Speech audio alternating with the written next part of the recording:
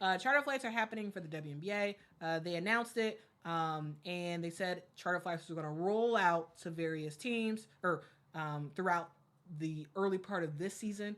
So charter flights will happen for this season and next season until the next CBA is agreed upon. Okay. And that was exciting, right? A lot of people were talking about, oh, this is fantastic. Charter flights are coming. It's going to cost around $25 million a year. Whoa. For charter flights for all of the teams. The WNBA will foot that bill. So individual teams are not handling the charter flights. The WNBA is handling the charter flights, which I think is a little bit different than how other leagues handle it. Because I and guys, correct me if I'm wrong, but I do believe that other leagues like the NFL and MLB and NBA that the individual teams actually handle the charter flights. But for the WNBA, the league is actually handling the charter flights. And there was an issue yesterday. A big hullabaloo on social media yesterday because teams started to travel for those first sets of games, and we saw some players upset. We saw some players upset about the way charters were working, and I want to show you, Mom. I want to show you a post that that Brianna Stewart actually wrote. And this got quite a bit of attention, and there were other people sort of talking about it. So I'm going to put it on the screen real quick. Brianna Stewart posted this yesterday. She said 2 out of 5 WNBA teams traveling today are on WNBA charters, and that's a win. It could have been a bigger one if the WNBA allowed teams who were not offered league charters to secure their own until a full team 12 team solution is ready. She tagged the WNBA and she said, trip number 1 of the season, charter bus. Now, the reason why this is happening is because this was a late ad. Okay. This charter, they announced it a couple days ago, the WNBA. They're partnering with Delta. And that, aviation scheduling is crazy. And to schedule... we have 12 teams in the WNBA. Each team is playing 40 games. That is 480 games in the regular season. If I'm doing my math correctly, I think I am. And all of those flights being organized and scheduled and whatnot, that takes a lot of time. And they haven't got it all down pat yet. And so they had 2 teams, the Indiana Fever and the Minnesota Lynx. They flew charter yesterday. Okay. Other teams flew regular, or like the New York Liberty, they had a charter bus to take them to their game. What do you think about this whole situation, Mama? Because there's people who are upset and they're like, the WNBA should have not announced this if not all teams can take advantage.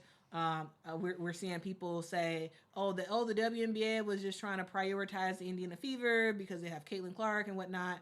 I've seen people say, it's a double standard. WNBA did a bad job planning and yada yada yada. Like I've seen a lot of criticisms about the WNBA, and I actually really do also have a critique about the WNBA and how I think they probably should have probably waited to really really make this announcement official until this was all situated. But Mama, what do you take in what I just said, and what are your initial thoughts about it?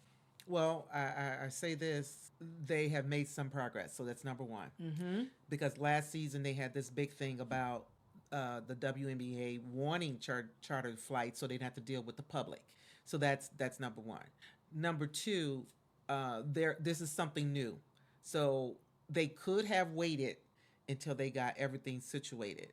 But I think just because the season started, they wanted to have some teams at least have the pleasure of having a charter flight. Mm-hmm. The problem is this: you're choosing which team have the charter flights. That's the issue. And so that's where the favoritism can come. It's easy to see that as a favoritism thing. If you had drew numbers or did something to say, hey, we only can do two charter flights right now, and we're gonna draw your names out of the hat, and those are the teams that are going to have a charter flight. I think that would have been better since you knew you could not do all the teams. Mm-hmm. But we already know the Fever are one of the favorites because of Caitlin Clark. So we know that's why you kind of like chose them as one of the teams to fly charter. But it's just, if they can, this is the first week of the season. Yeah. If you can by next week get all the teams on charter flight, I think all the noise will go away. Mm-hmm. Yeah. But if you cannot do that, then it's going to continue to be the noise is going to get louder and louder. You've got to they have to get this figured out quickly, because you should not open up your mouth if you couldn't do it. Because you said all the teams, you didn't say 2 teams. You did say all the teams will be able to fly charter, and that is the problem. So resolve the problem quickly. We know that the aviation system is a very complicated system. You know, they deal with pilots that are retiring, new pilots. They always having this issue too of having pilots available. So you got to deal with that, and they only dealing with Delta. So you're only dealing with one aviation company. You didn't go to any of the other airlines, and I'm wondering why you only went to Delta. So that's another thing. Did you span it out to all the other Southwest? Did you span it out to anybody else, or was Delta the only person the only company you say, okay, we just gonna do Delta? And who made that decision? So it's just a lot of things. It's only 12 teams, so, and you only got 2 today. What about 2 out of 5? 2 out of 5 that's flying, that need to fly, done this week. So if you can have 100% of them that need to fly charter, all the noise will go away. Yeah. So that's what I think about that. All right. But the favoritism it's obvious when you say it's 5 teams that need to fly and only 2. How did you choose those 2? Is the question. Yeah, and to sort of give a interesting spin that I want to know your take, and also you all watching, I want to hear your take as well. So the Minnesota Lynx were traveling to Seattle. They're going from Minnesota to Seattle. The Indiana Fever is going from Indiana to Connecticut. So okay, that's this sizable distance. Right.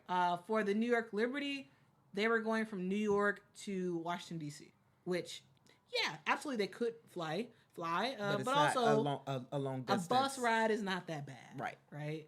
And then we saw the Phoenix Mercury. You know, they're going to Vegas, and so yes, distance, but not as great. So to sort of I understand what you're saying. To sort of say that it is. I think it is very easy to read favoritism into this, and I think this is where the WNBA does themselves a disadvantage, because now you're going to have people be like, oh, well, you just picked Indiana because they're Indiana. You know, like, what about these? You know what I'm saying? What about these other things? But it's possible that it was actually location-based, and it was like, hey, the teams that are flying the furthest distance are going to take advantage of this. And if that's the case, publicly say that. I was about to say, why couldn't they just said that? Yeah. If you'd have said that, all the noise would have went away from the beginning. Say, right now we're only able to do 2 charter flights this week. And the reason why we're choosing these 2 teams because they have to go 800 miles. Let's just say it like that. The other teams, they're not as far away, so a bus ride or even just the normal flights would work for them. Mm-hmm. If you'd have said that. So you can't leave the public an option to just feed into what they want to say. You have to say what you want them to believe. That's just the way it is. Everybody's paying attention to whatever the WNBA is doing now. You made the announcement, so they like, hey, that's a good thing because we know what happened last year, and we don't want that to happen this year. So, and the NBA, they have charter flights. Yeah, all the time. So it's not a big deal to them. So it should have been worked out before the season even started. Is what I'm really saying. Mm-hmm. You've had the whole season off. What were you doing with that? So. Yeah, I mean, you're right. Mama, a lot of people love your commentary. They said, FM is saying, go ahead, Mama. I feel like I'm watching ESPN.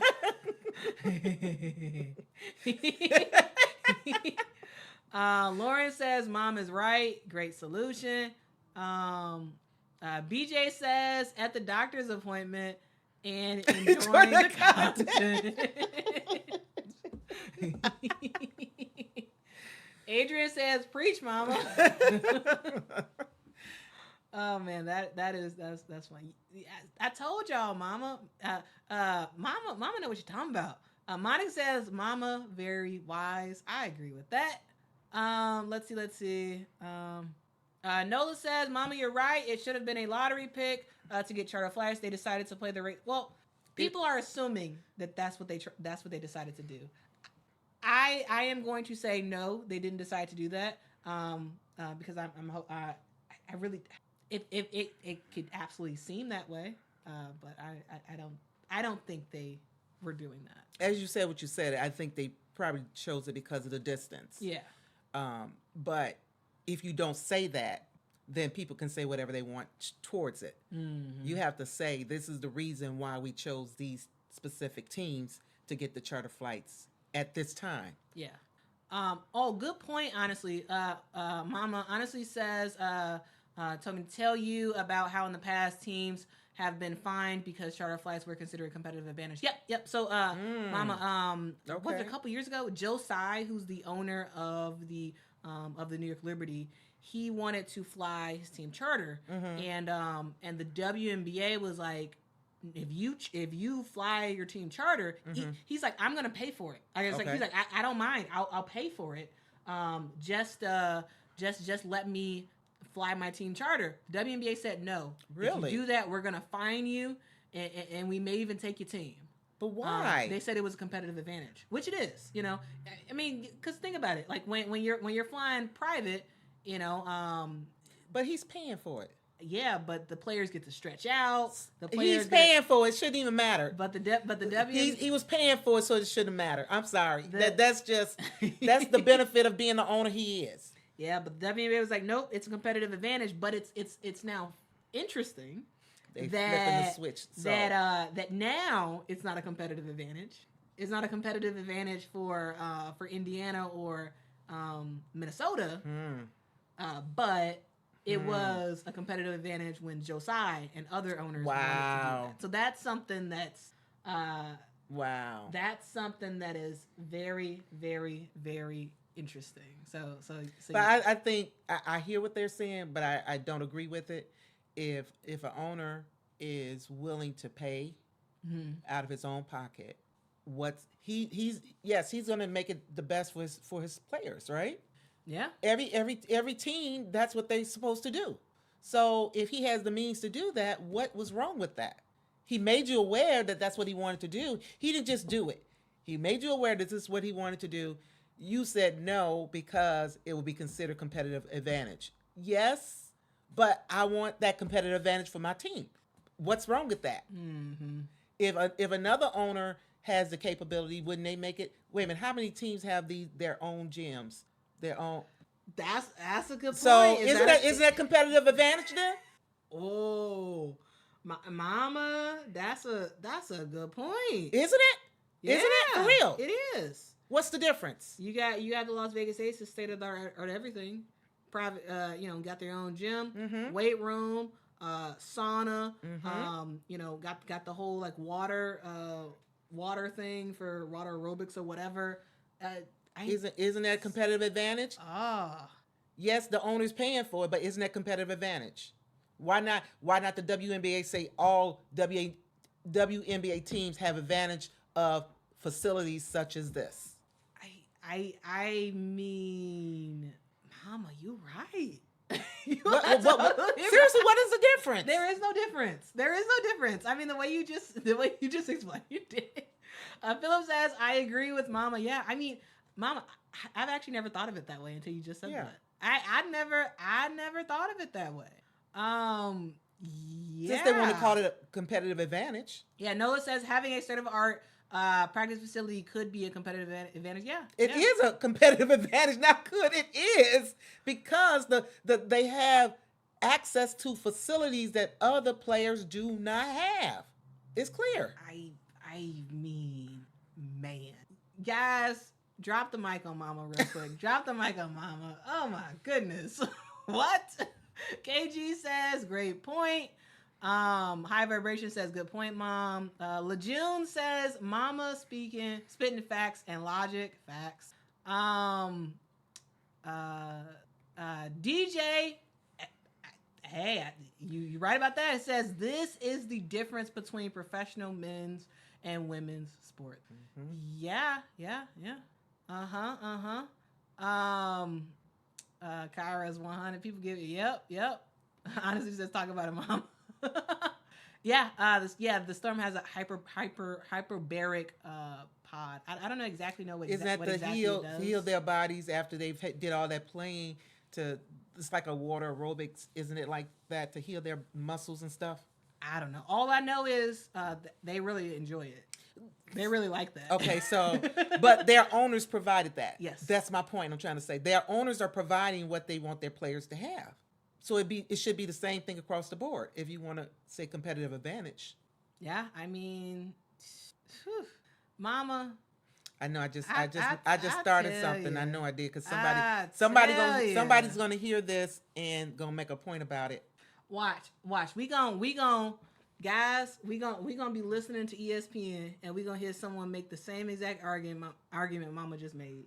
The same exact argument about how everything else is a competitive advantage too. If you want to call the travel thing a competitive advantage, we gonna hear it and we gonna say Mama said it first. It's true though. It's true. I mean, yeah. Kyra says the hottest of takes. Yeah. Guys, I think we should just call it from here. I mean, this stream is not gonna get any better than that.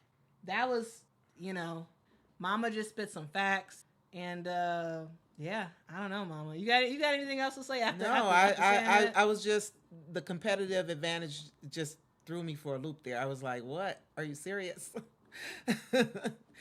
The owners give their players what they want them to have. Yeah.